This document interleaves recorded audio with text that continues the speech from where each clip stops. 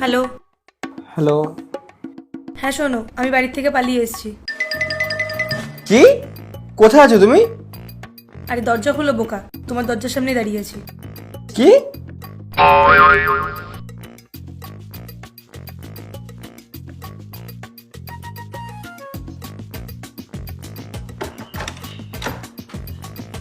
দরজা খুলতে এত সময় লাগে?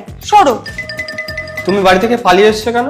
তা তুমি কি চাইছো, আমি হাসতে হাসতে ওই টাকলার সাথে বিয়ে করে নি? আরে কি হয়েছে, টাকলাই তো সরকারি চাকরি করে, সারা জীবন সুখে রাখবে তোমাকে। আমি তো পাগল তাই না? তাহলে আমি এখানে কেন আসলাম? চলে যাচ্ছ ওই টাকলার কাছে। আরে আমি তো আর কি করছিলাম। আচ্ছা এখন কি করা যেতে পারে, আর বাড়ির সিচুয়েশন কেমন এখন?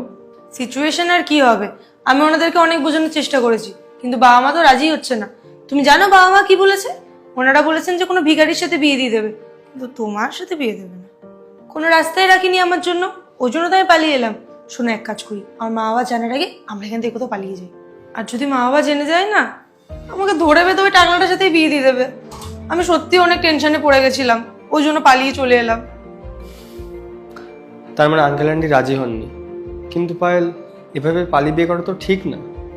কখনো ভেবে দেখেছো তুমি চলে যাওয়ার পর তোমার পরিবারের কি অবস্থা হবে, তোমার বাবার কি অবস্থা হবে?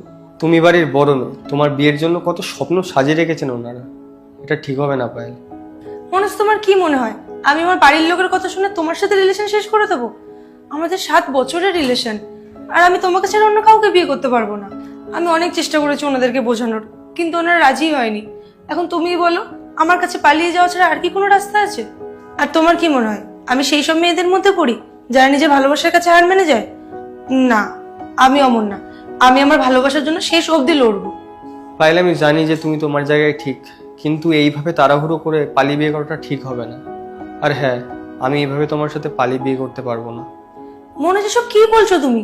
তুমি এমন ভাবে কথা বলছো যেন তুমি আমাকে ভালোই বাসো না। আমি তোমার সাথে আমার ফিউচার দেখছি, আর তুমি ভয় পাচ্ছো। তেমন কিছুই না, আমিও তোমাকে ভালোবাসি, কিন্তু এভাবে পালিয়ে বিয়ে করাটা কি ঠিক হবে? তোমার বাবা মা কত স্বপ্ন দেখেছে তোমার বিয়ের জন্য, আর তুমি তুমি কি করছো? তাদের সব স্বপ্ন ভেঙে দিচ্ছ। তুমি তো চেনোই আমার বাড়ির লোককে, তুমি তো জানো মার্কেটে আমার বাবার কত সম্মান আছে।